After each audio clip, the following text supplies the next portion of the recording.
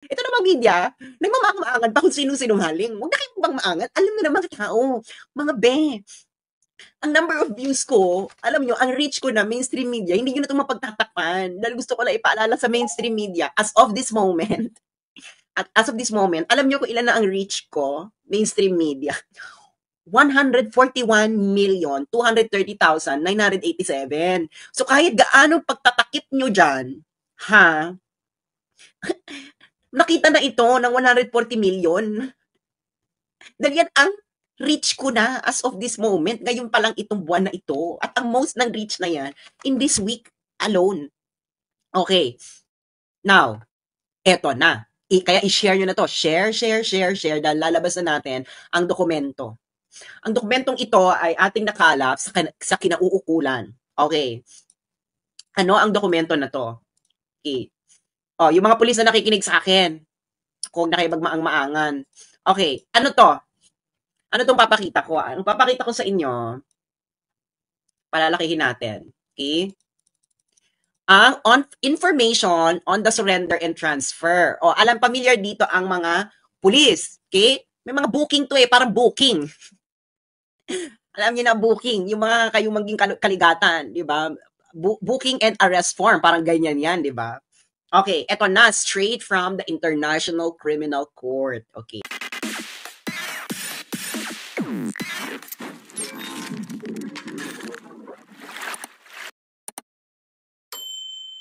Magandang hapon po sa inyong lahat. Ito po si Sastro Gando Sasot, ang inyong favorite na tagalista ng Noisy.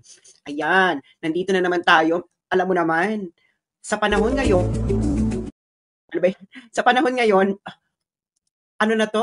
Todo-todo na to.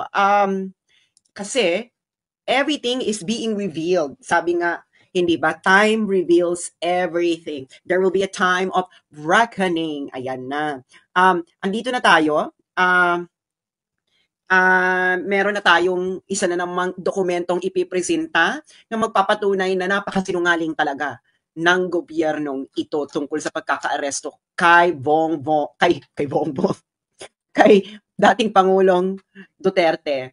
Baka gusto nyong i-share muna ito sa inyong mga chat group, sa inyong mga wall, sa inyong mga kapitbahay. Ayan, yung mga nanonood sa office, baka gusto nyong palakihan muna ito sa mga screen dahil napaka-importanting bagay ito. Tapos, i-open ninyo ang inyong mga TV, lakasan ninyo ng marinig ito ng mga katabi ninyo. Yung mga nasa motel, hugutin nyo muna yan.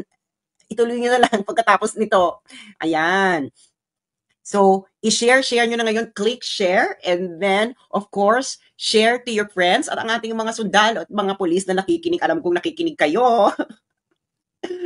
Ayan, buksan nyo na. At yung mga mainstream media na nakaabang sa akin, hello sa inyo. Ganito po dapat ang sumuyod ng mga dokumento. Mainstream media. Hindi ba? Alam nyo naman tayo, dapat nandun lamang tayo sa tama. Ang tama ay dapat ay ito ay hindi nakabase sa projection ng inyong galit. Okay? Dahil ang nakasalalay dito ay soberenya ng bansa. Pilipino po ang sinuko ninyo sa banyaga. Gusto ko lang ipaalala sa inyo.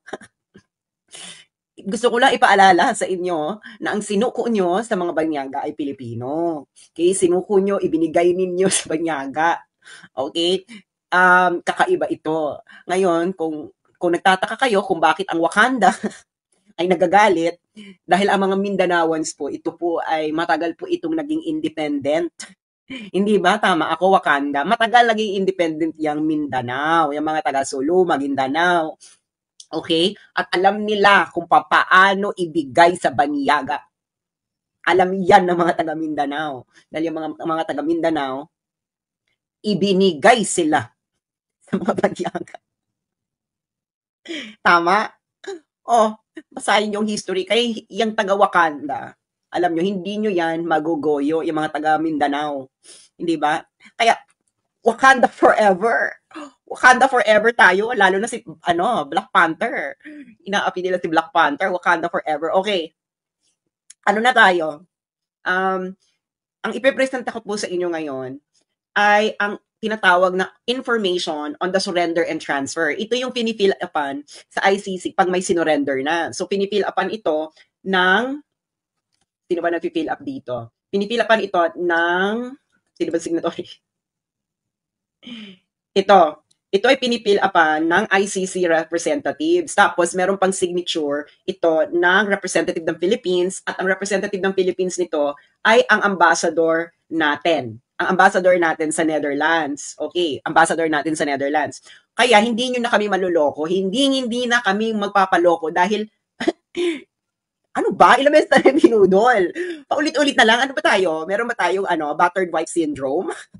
Okay, i-recap lang natin ang nangyari.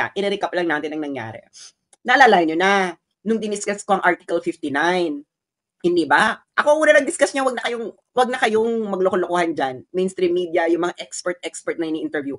Ako ang unang nag-discuss. Pumutok ang nag-viral ang video ko, 1 million in a day. Can you imagine? 1 million in a day.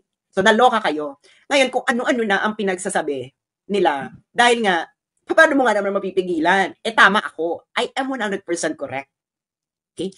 Ngayon, etong si Claire Castro, pagkatapos nun, may sinabi siya. Sinabi niya, former President Rodrigo Duterte will have to face a local court in the Netherlands before being brought to the International Criminal Court. Bakit daw siya dadalhin sa harapan ng korte ng Netherlands? Dahil daw, yun daw korte ng Netherlands ang mag-a-assess kung tama daw ang pagka-aresto dyan sa Pilipinas. Ano na, Ating Claire? Ganun ba nangyari? Ito naman GMA News, asan na? Ba't hindi yung sabihin fake news si Claire? Ayaw niyong masabi. Bakit? Nasa payroll? Alam namin, nakalakaran yung media, no? Tigilan niyo kami. Okay. Kiss, hindi yun na nangyari. So, si Ating Claire, hindi niya na malaman kung paano ayusin ang mga buhol-buhol ba? Kung ano pinagsasabi ngayon. Ating Claire, kung nagsasabi ka ng totoo, hindi mo na kailangan magpabalit-balit ng utak. Ito naman, si Ating Claire, parang, tapos, hindi na sila magkanda-ugaga. Okay, dahil hindi na nila mas balusutan yung sinabi ko. Ito namang si Guaping, si Asik Nico Clavano, na spokesperson ng Department of Justice, sabi nila, biglang sila lang naging competent judicial authority sa Pilipinas. Hindi ba? Di ba parang, natulog lang kami, kayo na yung competent judicial authority? Parang, and this is an admission of usurpation of authority. Spokesperson ka eh. Tapos ang nag-post pa nito, Philippine Information Agency, ibig sabihin state-controlled press. So hindi ito fake news. Sinabi mo yun, an admission of usurpation of authority. So in normal situations, usurpation of authority ito. Dapat magagalit dito ang korte. No? This is a violation of the Constitution. Pero dahil hindi na nga tayo normal situation, pwede to. Di ba? Ano na tayo? Nasa bangag times. So, pag sa non-bangag times, sa sober times, kakaiba to. Manulok ang mga tao. Magagalit ang korte. Hindi ba? Pero dahil nga nasa bangag times tayo, parang okay lang ito. Hindi ba? Okay, ano ba yung naloka sila? Tsaka ko ipepresent ang very fashabog na dokumento straight from The Hague, from the ICC. Okay, recap lang natin, para inform kayo para inform kayo mga mamshi at mga taga Wakanda forever. Okay. Okay, yung nasa taas, yung mga blue boxes, facts yan, facts. Yung pula, yan yung law. Yan ang nasa Article 59, na paulit-ulit na pinag-uusapan, yung tinanong ni Karen Davila, na hindi nila masagot ng tama. Okay, kasi ano yung mga isa nilang kabangagan? Sabi, ito pa yung isa nilang kabangagan na mga binabayaran nilang mga social media influencers na nagpapakalat na wala namang alam. Alam mo naman yung jukebox ko nung ihulog mo siya ang kanta. Sabi nila, hindi na raw ito nag-a-apply, itong Article 59, dahil hindi na raw tayo miyembro ng ICC. Yan ang sabi nila. Sabi ko naman, kung hindi ka na miyembro ng ICC, bakit mo inaresto? Pwede ba yun yung warrant applicable? Pero yung serving ng warrant, ayon dun sa batas nung nagbigay ng warrant, hindi na applicable. Ano ba to? You cannot choose things based on your feelings. Okay, ito ang procedure. Tanongin ito sa mga lawyer na kakilala nyo. Ang procedural justice po, largely, check yan. Pag may isa ka dyang hindi na check, ay, lagot ka. mayroong deficiency sa procedural justice, okay? Okay? Parang checklist lang yan. Para ka lang nagsha-shopping yan. Oh, nagawa ba to? Check. Ito ba nagawa ito? Check. Isa lang dyan ang hindi mo nagawa. Meron ka ng flaw sa procedural justice. Okay, yun ang first cut analysis. Of course, merong substantive. Hindi ba? Hindi po pwedeng nagawa, pero hindi naman substantive yung pagkakagawa. Mali din yon. Okay? Procedural justice flaw din yon. Okay. So, ito na ang facts. Nakita nyo, napanood nyo ito, hindi nyo kami pwedeng paikot-ikutin. Inaresto si Digong. Mula saan? Alam nyo, mula sa aeroplano pa lang, hindi ba? Na parang, ay, todo? After inaresto si Digong, saan siya sa dinala? Villamor Air Base. Ano ang Villamor Air Base? Military Air Base. Pagkatapos niyan, di ba, sumunod doon, isinakay sa aeroplano, umalis ang aeroplano ng Pilipinas. Okay. Ano ang nakasaad sa batas ng pag-aaresto ng ICC suspect? Article 59, first paragraph, arrest the accused. Check. Di ba? Ganun naman ang procedural. Arrest the accused. Did they do it? Check. Article 59.2, paragraph 2, iharap ang akusado sa competent judicial authority ng custodial state. Sino yung custodial state? Yung umaresto. Ginawa ba nila? X. Again, ginawa ba nila? X. Anong sinabi ko? Kahit isa lang na step sa procedural justice ang hindi mo nagawa, may flaw na yan sa procedural justice. Alam ng mga abogado yan. Okay, next. Next step. Ang competent judicial authority susuriin ang warrant, process, kung nirespeto ba ang karapatan ng accused. Hindi mo nga hinarap. Kung hindi mo hinarap, malamang yung susunod na step, X. So, X. Ano na, strike 2 na. Pagkatapos nun, yung akusado, sa Pilipinas pa lang, sa harapan ng competent judicial authority, pwede siyang humiling ng interim release. Doon pa lang sa Pilipinas. Hindi, nagawa ba ni Digong, pinagawa ba ni Digong? Hindi nga, kasi nga hindi nyo nga hinarap sa competent judicial authority. So, So, sa lahat ng steps na ito, dalawa lang ang nasunod nyo. Yung step 1, hindi ko na ibibigay yung lahat ng step dito. Yung step 1, yung arrest the accused, saka yung pinakahuling step, sa napakakabang steps, yun yung surrender na sa ICC. So, yung middle lang mga steps, hindi nyo nagawa. Step 1 lang, saka step 7. Ano ba to? Parang fast forward? Ano to? Fast forward nyo? Quantum leap. Hindi ba? Bigla ng teleportation. Ay, wala na step 2, 3, 4, 5, 6. Step 7 kaga. Okay. Ngayon, ang ipipresent ako sa inyo ay isa na namang dokumento magpapatunay na tama ako. Clear. At Guoping, pakita ko lang si Guoping para meron siyang si Guoping, na spokesperson ng DOJ, magpapatunay lang na tama ako. Mali kayo, sinungaling na naman kayo. Kayo naman sinungaling. Ito namang media, nagmamaang-maangan pa kung sino-sinungaling. Huwag na kayong bang maangan. Alam na naman tao, mga be. Ang number of views ko, alam nyo, ang reach ko na mainstream media, hindi nyo na ito mapagtatakpan. Dahil gusto ko lang ipaalala sa mainstream media, as of this moment, alam nyo kung ilan na ang reach ko, mainstream media. 141,230,987. So kahit gaano pagtatakip nyo dyan, nakita na ito ng 140 million. Dahil yan ang reach ko na as of this moment. Ngayon pa lang itong buwan na ito. At ang most ng reach na yan, in this week alone. Okay. Now, eto na. Kaya i-share nyo na to. Share. Dahil lalabas na natin ang dokumento. Ang dokumentong ito ay ating nakalap sa kinauukulan. Okay. Ano ang dokumento na to? Okay. Yung mga pulis na nakikinig sa akin, kung na kayo magmaang-maangan. Okay, ano to? Ano tong papakita ko? Ang papakita ko sa inyo, palalakihin natin. Okay? Ang information on the surrender and transfer. Alam, familiar dito ang mga pulis. Okay? May mga booking to parang booking. Alam niyo na booking, yung mga kayong maging kaligatan, di ba? Booking and arrest form, parang ganyan yan, di ba? Okay, eto na, straight from the International Criminal Court. Okay. Ngayon, so makikita mo na case number, ICC 0121 situation in the Republic of the Philippines. Warrant of arrest. So, ayan yung warrant of arrest. Pak! Name of the arrested person, Mr. Rodrigo Roa Duterte. Kinonfirm ni Digong nung na-arrest. So, saan nangyari tong saan siya na-booking? Sa Rotterdam, sa Netherlands. Ang Rotterdam po, katabi lang po itong city ng The Hague. Okay. So, ang ICC representatives na nandoon, na pinipirmahan ito, ay ang head of the Judicial Cooperation Unit, Judicial Cooperation Support Section. Okay. Now, sino ang representative ng Pilipinas nang ito ay fill-upan? Ang ambassador ng Pilipinas sa Netherlands na si Ambassador Marcos Lakinalaw. Lakinalaw ba to? Lakinalaw. Ayan. Okay, ang sabi dito, ito ay to be completed prior to the surrender. Ibig sabihin, bago to dalhin mismo sa detention facility ng ICC, pipil-upan ito. Okay, ano ang mga check ba? Check. I-check, lalagyan ng check dito. Okay. Okay. Eto. Kasi importante ito. Okay? Okay. First, na dapat ma-answer ng yes or no. O, Quadcom. May kayo sa yes or no, di ba? Assistance of the interpreter during the surrender procedure. Yes or no? Not applicable. Kasi marunong naman mag-English si Digong. So, not applicable. Okay. So, hindi kailangan bigyan ng interpreter. Okay. Eto na.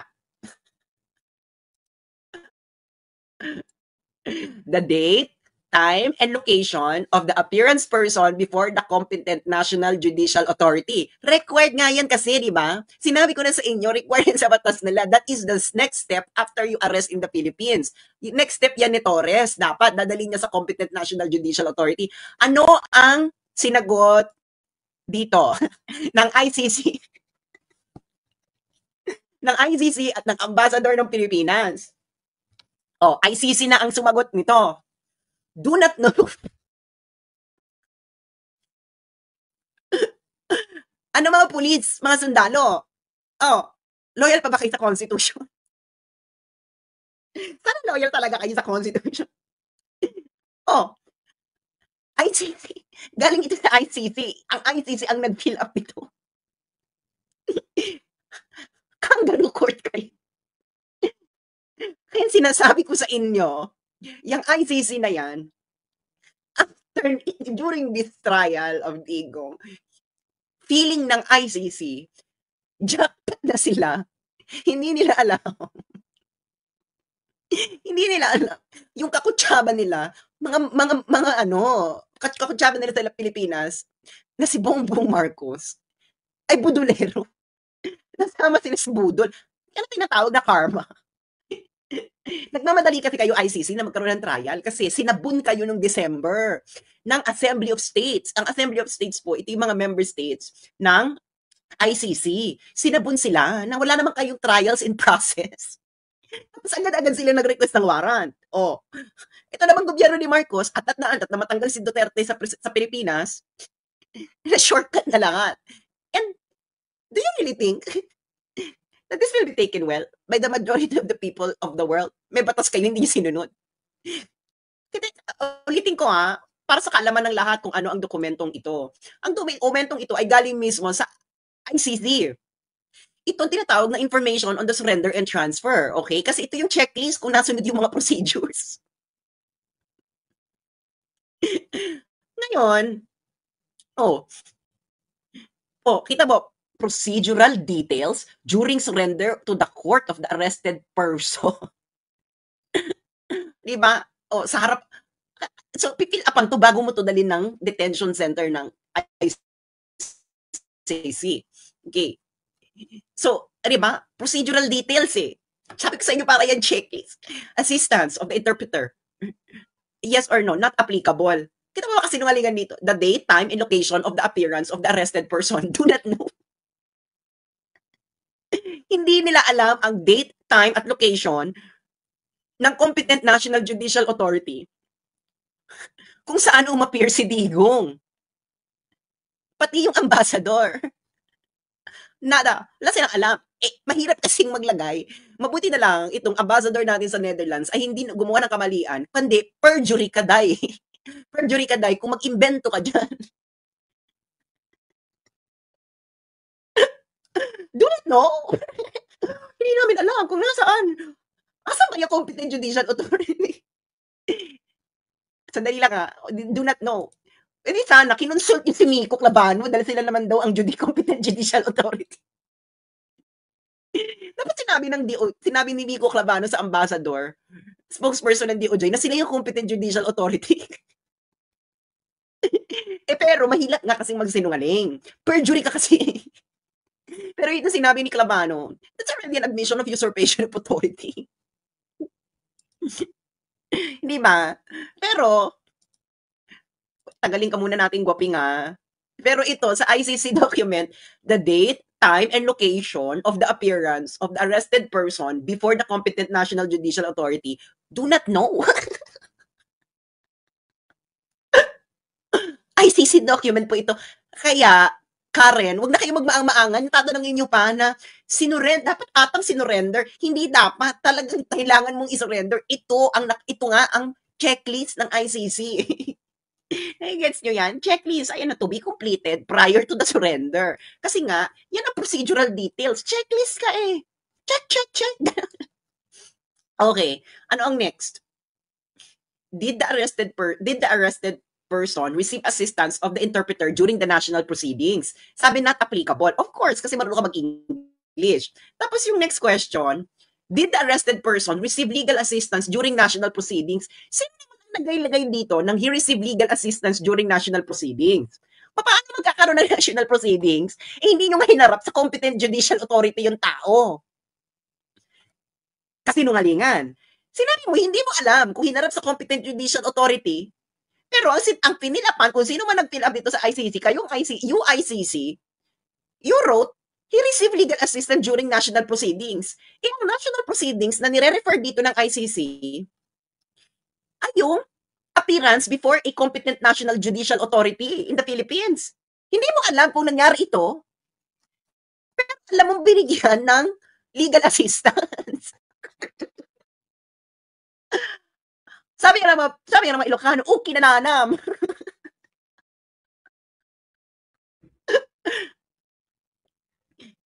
Pwede ba yun? Binigyan ng legal assistance sa national proceedings, pero hindi mo alam kung kailan, hindi mo alam kung hinarap pa sa National Competent Judicial Authority. Napakasinungaling din na nag-fill up na ito na do not know. Hindi mo alam kung no or yes, kasi simple lang yung answer dun eh. Yes or date, time, and location. So hindi niya alam ang date.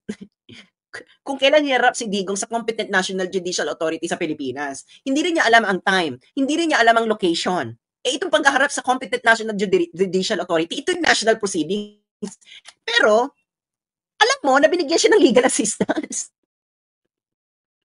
Doon sa national proceedings. Hindi pwede yun. Naglulukuhan tayo. Nakagets nyo na. The International Criminal Court has to be shamed in the international community because you are working based on dubious information from the start. How will you confirm na binigay ng legal assistance during national proceedings? Yung national proceedings na sinasabi dito ay ito, yung paghaharap kay Digong sa Competent National Judicial Authority. Hindi mo alam ang date, hindi mo alam ang time, hindi mo alam ang location ng Competent National Judicial Authority kung saan hinarap si Digong, do not know. Tapos bigla ka magsasabi na nabigyan siya ng legal assistance during that national proceedings? Hala uy doy. Uki nananam. Ng Ilocano, ito ang tinatawag na uki nananam. Puksaan tayo nito. Okay? Tama ako mga friends? Napakasimple, di ba? Hindi, alam nyo, hindi natin, malalaman nyo kung pag pinaiikot-ikot ang utak nyo, paiba-iba. Walang direction. No flow. Okay? Para si Claire Castro, kung ano pinagsasabi, Claire, para kang taya sa Dr. Quack-Quack ngayon. Alam niyo yung larong Dr. Quack-Quack, di ba? Kung mga elitista kayo, malamang hindi niyo alam. Yung taya, di ba? Ang gagawin niya, i-untanggal niya yung buhol. Alala niyo yun, yung mga hindi taya, ang gagawin nila, isusuot-suot nila yung mga sarili nila kung saan butas, ganyan. Tapos yung taya, ang gagawin niya, i-fix niya yung pagkakabulbol. Itong si Claire, para siyang taya, yung taya sa Dr. Quack-Quack. Ina-attempt ni Claire na i-fix ang pagkabuhol-buhol ng lahat. Pero remember, Claire Castro, Alam 'to namin, dahil naglaro kami ng Dr. Quack-Quack nung kabataan namin.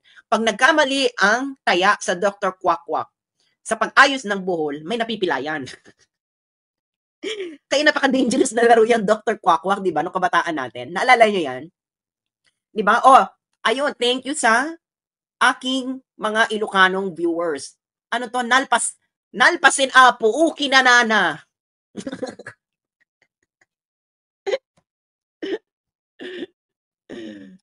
The date and time of location of the appearance of the arrested person before the competent national judicial authority do not know.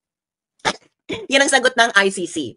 Sa booking, sa sa procedural details ng pagkakaaresto kay Digong. Do not know. Hindi alam. Pero alam na may legal assistance. So, ano yung national proceedings? Inaresto mo lang. Doon ka lang nagtapos. Pero, hindi mo ginawa ito. Eh, itong pinaka-importante eh. Bakit yan ang pinaka-importante? Kasi, after tanungin kung binigyan ba ng interpreter si Digong sa Pilipinas, ang tanong na, anong oras ba yan? At anong oras ba yan? At araw? At lugar ng appearance niya sa competent national judicial authority sa Pilipinas? National authority. Ano pa bang nation? Pilipinas. Kaya yung iba, si Claire, sabi niya, Netherlands daw itong competent national judicial authority na gagawa. Korte sa Netherlands. Ateng, nalpasan, apo, kininana. Mali ka, girl. Sinabi ko na sa'yo, Claire, idol kita sa Barda, dahil Barda kung Barda. Pero nakalimutan mo, Claire, akong nagpauso ng salitang bardagulan dahil look 2016 no nakikipagbardagulan sa akin ang mga taga-Ateneo. Sinabi ko sa kanila kung gusto niyo ng bardagulan kahit saan, sabihin nyo kung anong oras at saan at pupunta ako. Naloka sila sa salitang bardagulan kasi salitang 90s yan eh. Biglang binuhay, nabuhay. So barda kung barda. Ngayon, Claire, hindi ka makakalagpas dito. Yung media naman, nagmamangmangan pa. Binapanood nyo. Napanood nyo lahat. Witness kayo. Pwede bang witness kayo? Tapos tatanungin nyo pa yung salarin kung anong ginawa? Okay. So, alam nyo na. Alam nyo na. Alam nyo na, di ba sinabi ko na sa inyo, isa kong expose, na hindi totoo ang sinabi ni Bongbong Marcos na nagko-comply lang sila sa Interpol. Ang ginawa nila, sila nagbigay ng suggestion sa ICC. Si Bongbong, gobyerno niya, sila nagbigay. Sabi nila, padaanin nyo sa Interpol. Pag pinadaan nyo sa Interpol, isi-serve namin ang warrant. Yaan ang sinabi ni Bongbong Marcos. Nasa dokumento yan ng ICC. In-explain ko na yan noon, pero ipapakita ko ulit para makita nyo kung gaano ang gobyernong ito ay ang lakas mang budol. Hindi lamang budol, hindi na to budol eh. Ano na talaga to? Amats. Amats na walang humpay. Hindi ba? I-close natin itong pag-uusap na to, na iisa-isahin natin itong mga lalaking walang yagballs. Bakit kamo? Wala silang yagballs? Diyos mio. Yung mga pinagagawa ninyo, mga pinagsasabi ninyo noon, nagkaiba-iba na. Dahil sa kaiba-iba ng pagkakasabi-sabi ninyo, nalpasan apo kinanana. Di ba? Ito yung paragraph 112. Mula rito sa dokumento sa ICC. Yung nag-request ng urgent warrant, ang prosecutor ng ICC sa ICC court. Kailan nila ito ginawa? February 10. February 10, 5 araw pagkatapos ma-impeach si Sara. So, talagang sinunod-sunod nyo talaga. Diba? Sila nagbigay ng suggestion. Noong January 2025, nag-suggest sila sa ICC na i-execute nila ang ICC arrest warrant kung i-request ito ng ICC through Interpol. Kaya kayo nagbigay ng suggestion, hindi kayo nag-comply bongbong. Sinuggest nyo na sa Interpol padaanin kuning-kuning para pagdating sa in public, masasabi nyo na, ay, hindi namin sinunod ang ICC, ang sinunod namin Interpol. Ulul! Ulul! Nalpasan apo o kininana. Yawa kalay.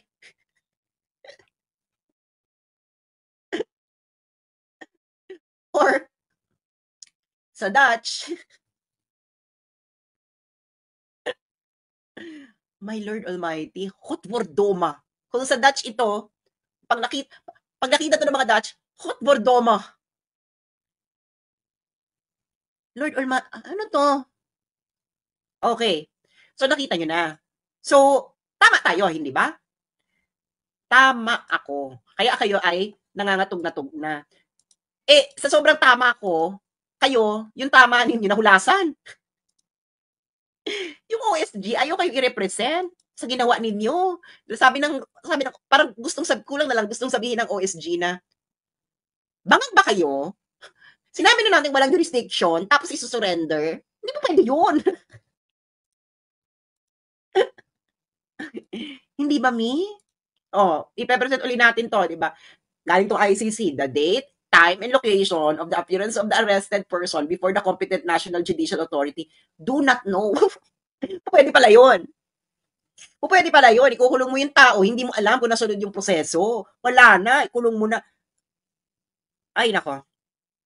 Makakapag-fundraising patuloy si Digong para sa kampanya ni Sara ng 2028. Diyos mio, may compensation ito.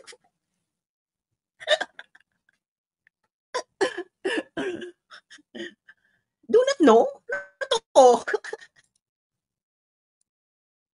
Ayan o. Oh. Diba? Mm. Do not know. Oh, ano na? May, hindi importante. Ayan no. Isa siya sa mahalagang katanungan. Isa siya sa mahalagang katanungan. Isa siya sa mga pinakamahalagang katanungan sa information on the surrender and transfer. Ito na yung pag nandun ka na sa pagkalapag mo ng Netherlands. Ito ang pipil-apan. Okay? O, di ba? Anong sabi ng mga expert? Alam nyo na pinagluloko kayo ng mga kinukuha nilang expert. Yung isang law din dyan. Diyos mio, day. Hindi ko napapangalanan kung sino ka ate. Diyos mio. Lumapit sa akin mga estudyante mo nung 80s sa probinsya. Namomolestya ka pala noon, mga high school students na otoko, Lord. Oh, so palpal nyo, hindi raw importante. O, importante eh. Di ba?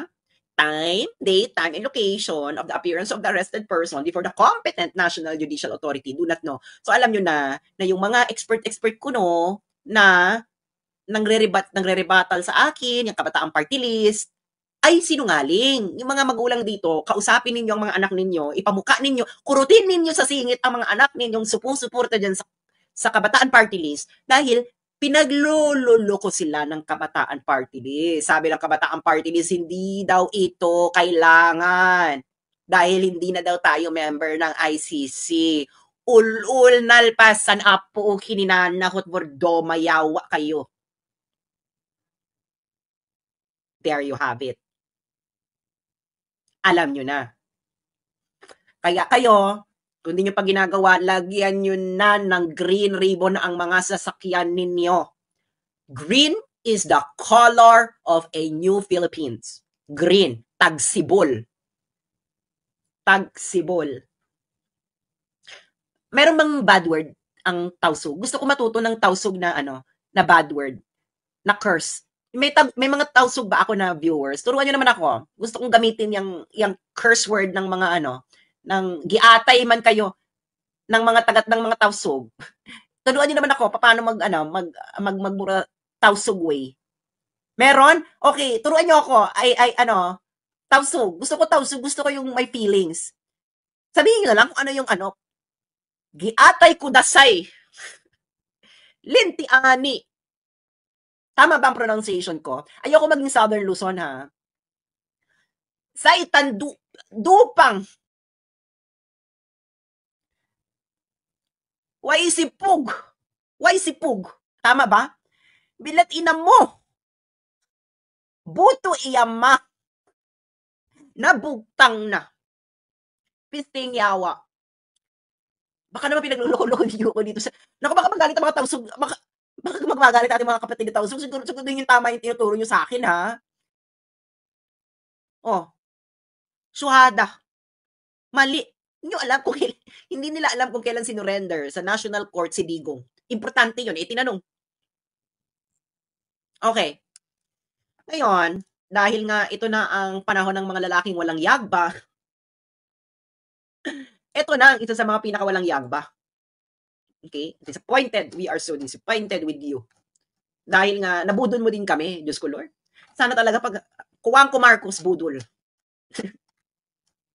Ano 'to, sino naman itong, budol, malaki ring budol. Okay, ipe-present ko sa inyo 'no, dahil alam niyo naman ako kayang-kaya nating maghalongkat ng mga bagay na mahirap halongkatin. Okay, sino itong isa na namang, budolero? Isa ito sa mga proud na proud pa si Remulla na isa itong lalaking ito sa nagplano. Okay? Nagplano kasama mastermind sa pag-surrender ng isang Pilipino sa isang banyaga. Na wala palang bayag. Bakit walang bayag? Walang prinsipyo. Oh. Noong February 20, 2022, ikaw, Gibo Teodoro, na walang yagba. Tatanungin ko yung asawa mo kung satisfied ba siya sa yagba mo dahil mukhang hindi. February 20, 2022, in-interview siya ng Philippine Star. Itong kuwang ko na, mga kuwang ko talaga kahit kailan, mga traidor sa bayan. Alamin ninyo ang history ng mga kuwang ko nung panahon ng Kastila. Malalaman ninyo. At panahon ng colonization ng Amerikano, alam ninyo yan. Okay? Hindi na talaga magbabago kayo. Kung ano kayo nung panahon ng Kastila, panahon ng Amerikano, kahit nung panahon ng Hapon, hanggang ngayon ganun kayo sa mga Pilipino. Dahil hindi naman kayo tunay na Pilipino. Hindi kayo mga Indio. Kami ang mga Indio. Okay. Ngayon, tinanong siya dito. Sabi, Teodoro was firm on being against the Philippines resuming membership in the International Court. Gibo. Sabi daw ni Gibo, no, I have always been against that on the record. On the record ka ngayon, Gibo. On the record ka rin ngayon, Gibo, na bakit mo nilunok yung prinsipyo mo? Wala kang yagba. Ikaw ngayon, national defense, wala kang prinsipyo. Pwede ba yan? Ewan ko sa mga sundalo, no? Saka sa mga pulis. Ganyan ang leader ninyo, walang prinsipyo sa buhay. Yawa, ipisting yawa, mga burikat kaayo. I've always been against that. On the record, give what Teodoro said. Nung Department of National Defense daw siya kay under Gloria, we opposed it in the Department of National Defense. Ito ang malala. Itong malala, Gibo, pakibasa. Lahat ng nakikinig sa akin ngayon, pakibasa yung highlighted. You cannot have a foreigner judging you on what is right or wrong. And even in the application of the ICC statutes. Those that are strong won't ever get prosecuted. Sabi ni Gibo, there were claims of British and American abuses in Afghanistan brought to the ICC. They dismiss it on the grounds that the domestic institutions for prosecutions or judging were sufficient.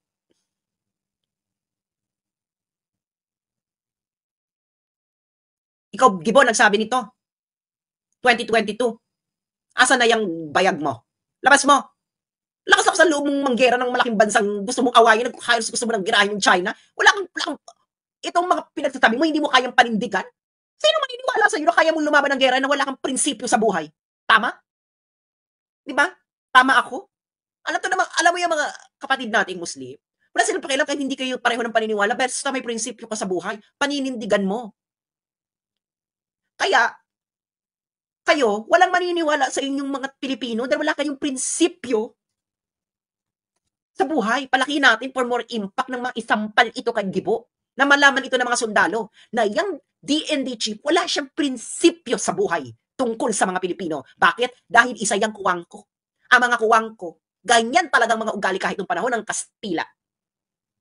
Tanungin ninyo ang may alam sa history. Tanungin nyo kay Professor Vanny Biernas. Professor Vanny Biernas, pwede ilatag ang history ng mga kuwang ko. Alam yan. Bakit nung panahon ng mga Amerikano, ganyan ang ugali ng mga kuwang ko. Diba? Sinabi mo, Gibo, 2022, you cannot have a foreigner judging you on what is right or wrong. You were against. Against ka, sabi mo pa, on the record. On the record ka ngayon, ulul. Naging miyembro ka lang ng gabinete ni Bongbong, nag-iba ka na ng ihip ng hangin, nakibangag ka na rin, nawalan ka na rin ng yagba. Ang linaw, ikaw nagsabi nito, Philippine Star pa nagbalita nito. You cannot have a foreigner judging you on what is right or wrong. And even in the application of the ICC statutes. Sinabi mo pa, tama ka pa, sinabi mo pa, mga Briton nga, mga Amerikano, hindi naman Hindi naman napo-prosecute. Oh. Oh, ano ka ngayon? Wala kang ngagma. Wala kang ngagba. Sa tingin ninyo, mga Pilipino, kung gusto nyong sa ginawa nyong ito, isinorender nyo ang isang Pilipino sa isang banyaga, sa tingin ninyo, kung anong gusto ninyong gawin, kayong armed forces of the politicians, sa tingin ninyo, susuportahan kayo ng taong bayan, ulul, no way. Pinakita nyo na ang tunay na kulay ninyo. Lalo na itong mga kuwang ko, kung ano ang dugo ng mga ninuno mo, ng mga kuwangan ko noong panahon ng Kastila, ganun din kayo. Itanong ninyo sa mga historiador ng Pilipinas kung ano ang history ng mga kuwang ko sa Pilipinas. Panahon ng Kastila, panahon ng Amerikano, panahon ng Hapon. Consistent. Nasa dugo na nila. Kasi tayong mga Indio, I'm a proud Indio. Tayong mga Indio, hindi to po pwede. No? Mga Indio. Di ba? Gibo, sabi ni Gibo, you cannot have a foreigner judging you on what is right or wrong. Ano na to?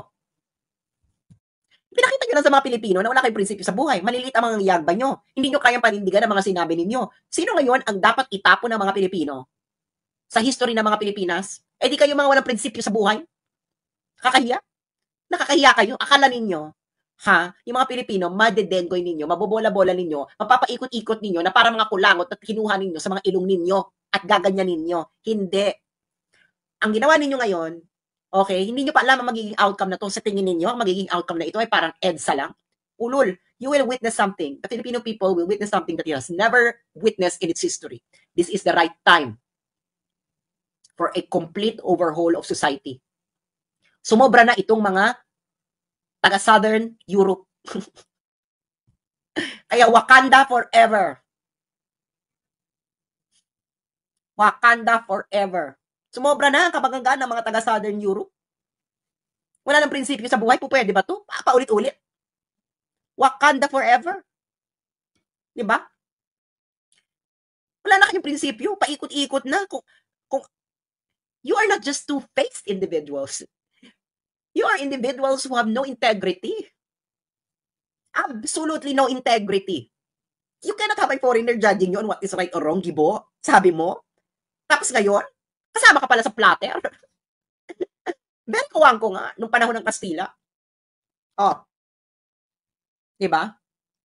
So, alam nyo na, ng mga tao ito ay walang yagba. Kung alam ko lang na wala pala kayong yagba, dapat pala, pinapreserve ko na ang yagba ko bago ako nagpakipay at dinonate ko ngayon sa inyo. Gano'n na lang sana ang ginawa ko, dahil nakakaawa kayo, wala kayong yagba. Diba? So, sana bago ako nagpalagay ng kipay, pinapreserve ko muna sana yung yagba ko, pinalagay ko sa freezer ba. At this moment, pwede kong madonate sa inyo para magkaroon kayo ng yagba. Nakakahiya ito.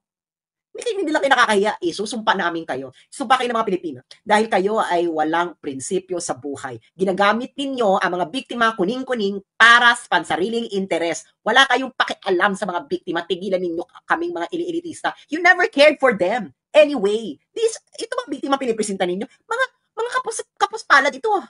O bakit sila naging kapuspalad? Sino ba may dahilan kung bakit yung mga kapuspalad? Hindi kayo. Mga pamilya ninyo, mga elitista sa Manila, na wala kayong ibang ginawa kundi mga kamin lahat.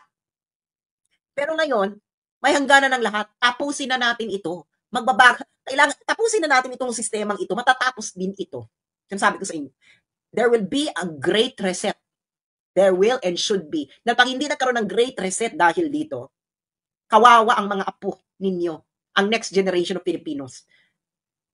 Pag hindi nangyari ang great reset na yan, can you imagine, yung mga apo ninyo next generation, magkakaroon uli ng mga ganitong officials na pwede palang ganito, wala kang prinsipyo sa buhay, isusuko mo Pilipino sa isang banyaga? Tapos, merong isang guwaping na biglang makiklaim na ang DOJ na ang competent judicial authority. Bex, wala ng bansa. Ang meron na lang tayo isang bangag na gobyerno na nagpapatakbo ng isang bansa na kinasusuklaman na silang lahat dahil sa sobra nilang kasinungalingan. Wakanda forever. So yun lamang po, i-share nyo na ito na malaman ng mga tao ang pambubudol ng gobyerno straight from information ng ICC ang ating pinresent, documents from the ICC. Ngayon, mainstream media, bala kayo, ako nakakuha ako ng copy, kayo hindi kayo nakakuha ng copy, problema nyo na yan. Thank you so much. And hanggang sa muli, Wakanda. Again, Wakanda forever.